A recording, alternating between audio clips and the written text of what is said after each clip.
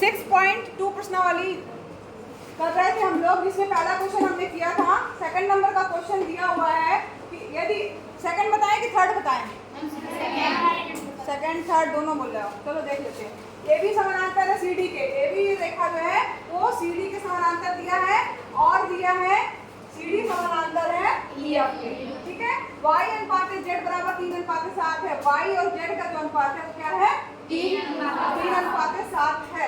तो हमें x का मान यानी इसका मान ज्ञात करना है, ठीक है। तो y, तो यहाँ ध्यान दीजिए, तो यहाँ पर क्योंकि दो समानांतर रेखा, ये इसके समानांतर है, ये इसके समानांतर है, तो ये दोनों भी आपस में क्या होंगी? समानांतर होगी। अब समानांतर रेखाओं की ये क्या कौन से कौन कहलाएंगे? एकांतर कोण। तो ये क्या होंगे? आपस में बराबर होंगे। जो z का मान आएगा वही x का मान आएगा, ठीक है। अब इसको हल कैसे करना है? सबसे पहले जो है इसमें आप क्या करिए, जो दिया y अनुपात z बराबर दिया है, क्या दिया है? y अनुपात z बराबर क्या दिया हुआ है? y अनुपात z बराबर दिया है 3:7, ठीक है। और क्या दिया हुआ है? समानांतर है। तो चूंकि और दिया है ए बी समानांतर है सी डी के और सी डी समानांतर है इसके ई एफ, ठीक है। ये हमें प्रश्न में दिया हुआ है, ये समानांतर का चिन्ह है, ठीक है।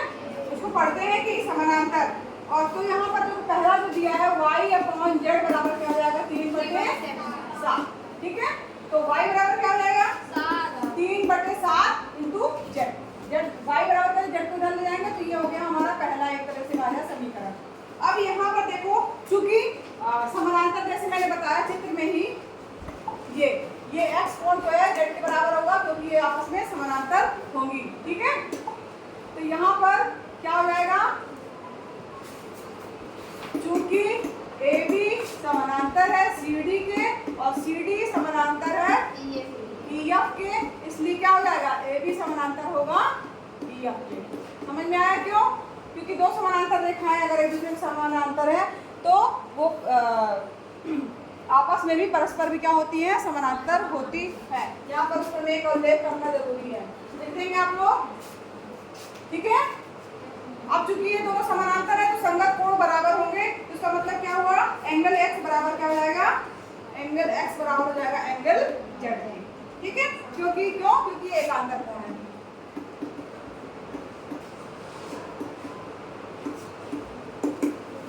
समझ में आ रहा है?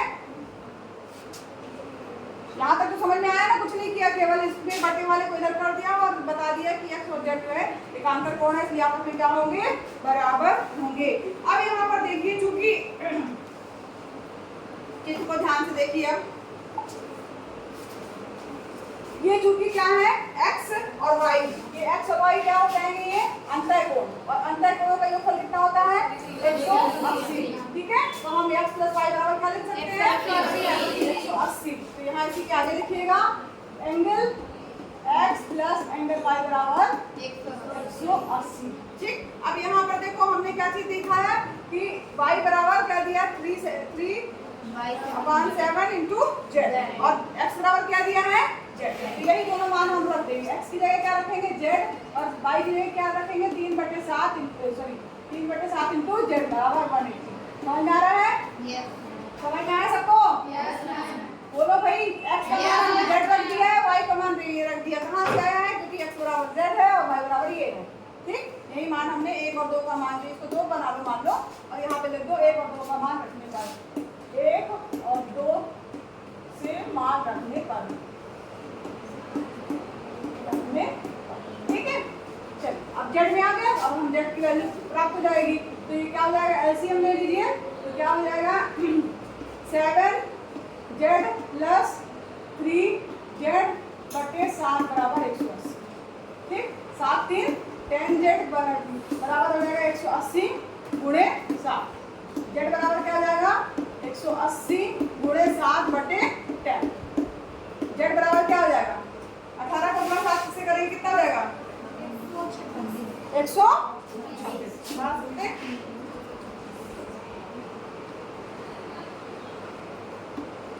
ये z का मान आ गया। अब z का मान क्या है?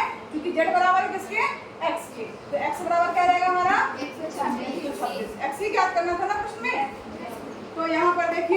x का मान ज्ञात कीजिए, तो हमारा x का मान क्या हो गया है 126। क्यों? क्योंकि यहाँ पे लिख देना 1 से एंगल x बराबर है एंगल z के। एंगल भी लिख सकते हैं, नहीं तो सीधे x बराबर है z कर सकते हैं। आता है x का मान 126 होगा, डिग्री होगा। ठीक है, समझ में आया सबको? चलिए आगे बढ़े। अब इसके बाद सेकंड के बाद देखिए तीसरा क्वेश्चन।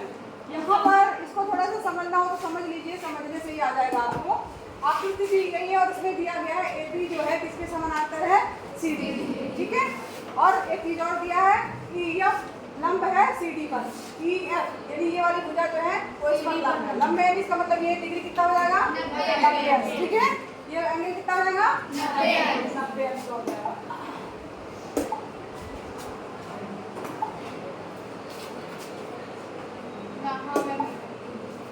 ये आपका कितना हो गया 90। ठीक है, और GED GE और यानी ये वाला पूरा कोण कितना दिया है 126। ठीक है, तो AGE इस एंगल को ज्ञात करना है, तो AGE कितना हो जाएगा 126। क्यों हो जाएगा? क्योंकि ये समानांतर दिया है और ये क्या है, इसको त्रिज्यक रेखा काट रही, तो ये आपस में क्या है एकांतर कोण है। समझ में आ रहा सबको? ध्यान से समझिएगा मैथ के बच्चे, है ना, नहीं तो फिर जहाँ नहीं समझ में आए पूछिए भी, क्योंकि ये दिया है प्रश्न में दिया है 126 है। ठीक, और पूछा ये GE ये वाला कोण कितना है, ये भी 126 हो। क्यों? क्योंकि ये और ये क्या है आपस में एकांतर कोण है। और ये दोस्त क्योंकि AB लिख लोगे, हम क्या समझा रहे हैं आपको लिखना रहेगा, क्योंकि AB समानांतर है CD के, इसलिए एंगल AGE बराबर होगा एंगल GED के। हाँ, और GED दिया हुआ कितना 126, तो ये भी कितना हो जाएगा 126। ये वाला एंगल हमारा ज्ञात हो गया। ठीक है, GEF ये वाला एंगल, ये एंगल चाहिए। बता सकते हो कितना होगा? बता सकते हो कैसे निकालेंगे इस एंगल को?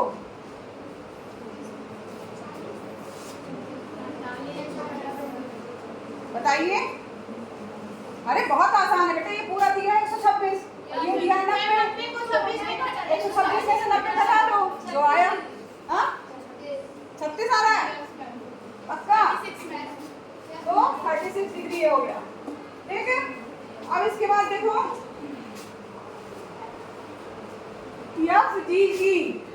FGE कहाँ है?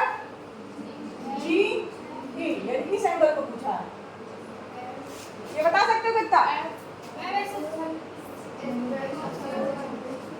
क्या करोगे इसमें? Very good, 180। ये पूरा कितना होता है 126 दिया है, 180 में से 126 का डाल दो तो ये एंगल आ जाएगा। समझ में आया सबको? आ रहा है? कायदे से बैठो।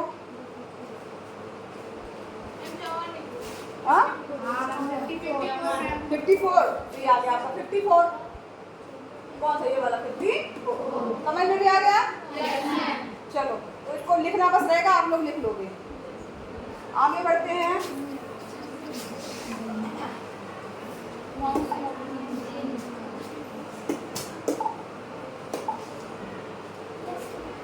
मैं आपको माउस वाले मोड पे आप देखो क्वेश्चन नंबर कौन सा आप किया गया है, 5वां क्वेश्चन देखिए। ठीक है, होमवर्क है सब हम ही करा देंगे क्या? एक एक क्वेश्चन, एक एक क्वेश्चन हम कराएंगे। चौथा आपका होमवर्क है। अब यहाँ पर इसको देखिए, 5वां क्वेश्चन बहुत ही आसान सा है। इसको भी AB समानांतर है CD के, ये एंगल दिया 50 और ये एंगल दिया 127, तो x और y का मान ज्ञात करना है। एंगल x कितना होगा और एंगल y कितना होगा? बहुत आसान है, कौन बताएगा इसको? 50 होगा। एंगल x क्या हो जाएगा 50। क्यों हो जाएगा? लिख लोगे ना? मैम इसके नीचे वाला, अरे इसके नीचे वाला। हाँ ठीक है, ये क्यों, ये वाला एंगल हो जाएगा 50। क्यों?